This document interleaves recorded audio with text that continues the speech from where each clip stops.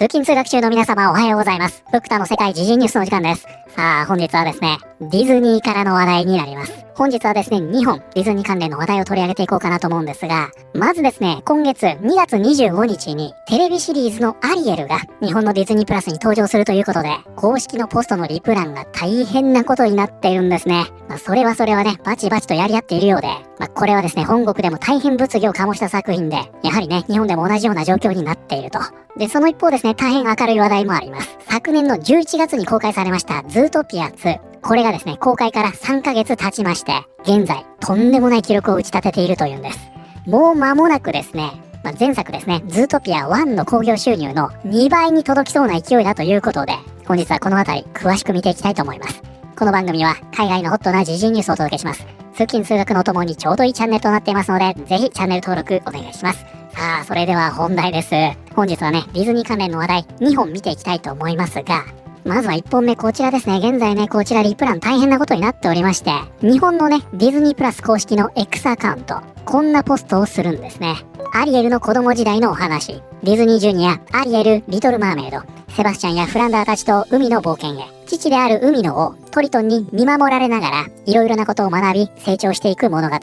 ディズニープラスにて、本日、2月25日、全30話を一挙配信開始と。こんなポストをするんですね。で、皆さんね、こちらの作品ご存知ですか？これはね、実写版のリトルマーメイドのアニメ化じゃないですよ。これ全く別物のね、テレビシリーズです。それがね、こちらになるんですが、アリエルはアメリカのテレビアニメシリーズで2024年6月27日に初放送された。本作はアンデルセンによる人魚姫、1989年のウォルト・ディズニーアニメーションスタジオ制作のアニメ映画、そして2023年の実写版に着想を得ている。本シリーズは2025年6月に第2シーズンへの更新が発表され、第2シーズンは2025年11月10日に初放送された。ということでね、このテレビシリーズ版のアリエルというのは、これまでの作品に着想を得ている、また別のね、リブート版と思っておいていいんじゃないかなと思います。で、今回ね、日本で配信されますよと告知されたのは、本国でね、2024年に配信されたシーズン1です。なんですが、本国では、その翌年ですね、2025年にすでに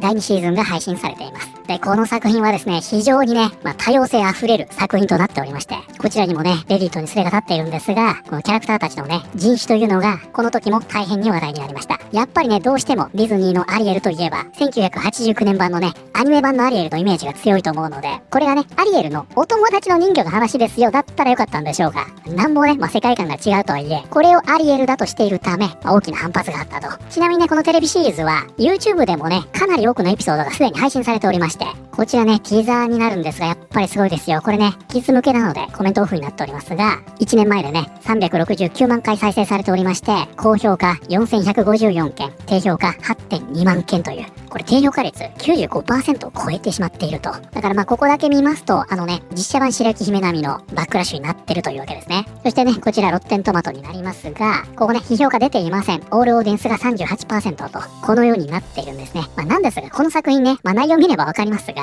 もう本当にね、どこにでもある子供向けのアニメなんですね。題材がアリエルというわけです。1話ね、2本立てになっていて、これもよくあるでしょ。そういう作品なんですよ。だから実際のね、こちらのこのオーディエンスの評価というのも、この内容の評価というよりは、文化戦争的な側面による反発ということなんでしょうね、きっと。このようにですね、本国でも大きな反発のあった作品となっています。そしてこれがですね、日本のね、ディズニープラスに上陸しますよ。こんなポストを公式がしたところ、このアリエルはなかったことにされるの。別の人魚のキャラクター作ればいいじゃん。アリエルはアリエルじゃないと嫌だわ。それはアリエルじゃない。本当のアリエルは彼女です。で、こちらね、引用欄見ますと非常にね、わかりやすい構図となっていまして、ちょっとね、一つ一つお見せしませんが、このね、DIK の、つまり、文化戦争での側面の議論というのは、一つの傾向というのがありまして、このね、作品に嫌悪感を示す人たちが集まるでしょ。これによりね、レビューボムなどが発生するわけですが、その逆側というのは本来、その作品を好きだという人が集まることでしょ。なんですが、この文脈ではね、こうならないんですよ。この作品を擁護する人たちは、この叩いてる人たちを叩くと、必ずこういう状況になります。なので、そこにはね、この作品を作品として素晴らしいという人たちが不在になってしまうという現象が起きます。ですのでね、今回のこの引用欄を見ても、こんなのアリエルじゃないよという人たちと、お前たちは差別主義者だという人たちが集まるという、典型的なね、文化戦争の構図になっているのがよくわかるんじゃないかなと思います。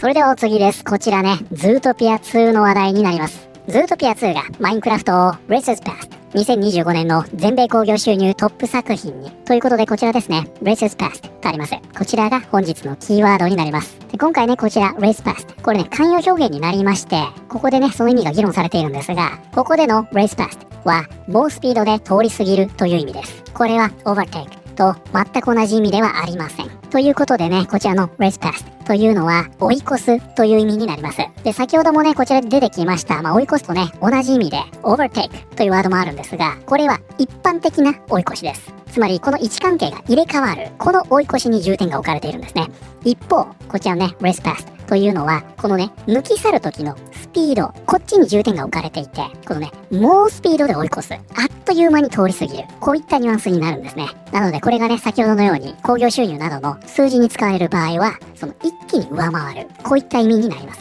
ということで、こちらは、ズートピア2がマインクラフトを勢いよく抜き去り、2025年の全米興行収入トップ作品に、ディズニーのズートピア2が2025年の全米興行収入第1位の作品に正式に認定された。4億2390万ドルの興行収入で首位だったマインクラフトムービーを上回った。ズートピア2は全米で4億2420万ドルに達し、2025年の全米興行収入でランキング1位となった。ということで今回ですね、このズートピア2皆さんご覧になりましたか？もう公開から3ヶ月経っておりますが、アメリカ本国の興行収入でマインクラフトを抜きついに1位になったと。で、これね、本当に今すごいことになっておりまして、ちょっと見てみましょうよ。こちらズートピア2ですね。はい。ドメスティック、ここですね。国内が4億2400万ドルと。そしてその下すごいでしょ？インターナショナルですよ。14億ドル。そしてこの合計ですね。ワールドワイドが18億4000万ドルになっています。こんな数字なかなか見ないでしょ。ここね、国内 22.9%、海外 77.1% と、この比率もすごいですよね。海外で伸びるとこういう風になるということですね。ちなみにね、こちら前作、ズートピアです。こちら国内が3億4000万ドルなんですね。こうやって見ると、実はそこまで大差ないような気がしません？ズートピア2はね、4億2400万ドルなので、実際はね、前作と1億ドルも差がないんですね。なので、差がついてるのはね、圧倒的に海外なんですよ。ズートピア1の海外の興行収入。これね、6億8000万ドルです。そしてその合計が約10億ドルと。で、じゃあね、ズートピア2を見てみますと、こちらね、14億ドルですから、つまりは前作の倍以上海外で稼いでいるというわけですね。で、こちらがね、最新のボックスオフィスになりますが、こちらね、見ていただくとわかりますが、10位にね、ズートピア2います。現在もですね、1820巻で上映しておりまして、4ヶ月目に突入するんですが、もうほんとすごいですよね。これ日本でもね、上映している映画館多いんじゃないかなと思いますが、もうほんともう少しでね、前作の2倍に達するような勢いになっていると。で、現在ですね、こちら日本でもね、すごいことになっているようで、2月23日の時点で152億円を突破。これはね、2014年のアナ雪以来で12年ぶりとのことです。はい、ということで本日はですね、ディズニーから2本の話題を見てまいりました。いかがだったでしょうか？で、前半のアリエルに関しましては、やっぱりね、この作品というのは黒人やラテン系、そしてカリブ文化にね、焦点を当てているという部分が称賛されていると。で、音楽に関しましてはですね、かなりね、いろんな賞を取っていて、ここもね、すごく評価が高いということになっているようです。いやー、でもどうなんですか？日本でもね、本国から1年と8ヶ月の時を経て、バチバチになっているということですが、これね、結局、毎回同じ議論じゃないですか。これをね、否定する側は、ディズニーアニメでのオリジナル、私たちが見て育った、あのイメージを守ってほしいと。こういった主張ですよね。で、一方、否定派は、いや、もともとはディズニーにも原作があって、これを改変しているのはそもそもディズニーなんだから、今更そんなことを言うなと。そう考えるのはお前がレイシストだからだ。ここのぶつかり合いなので、永久に決着がつかないというね、またその議論が繰り返されているようです。ちなみにね、ディズニーアニメのオリジナル要素として有名なのが、アリエルの髪の色ですよね。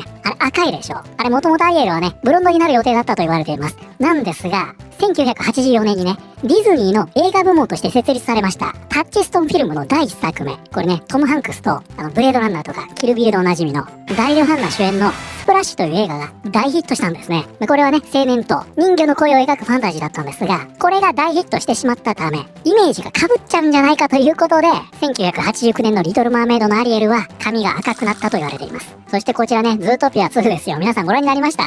今回ね、海外で大爆発しているということで、その興行収入ね、すごいことになっておりますが、このズートピア2に関してはね、大人な方も、見て間違いない作品なんでね、ぜひね、ご覧になってみてください。できれば一からね、そして一人でも多くの方にね、ベルウェーザー副市長の魅力に気づいていただけたらと思います。ということで、本日の動画は以上になります。この動画良かったよと思っていただいた方、ぜひチャンネル登録、グッドボタンをお願いします。それではまた通勤通学中にお会いしましょう。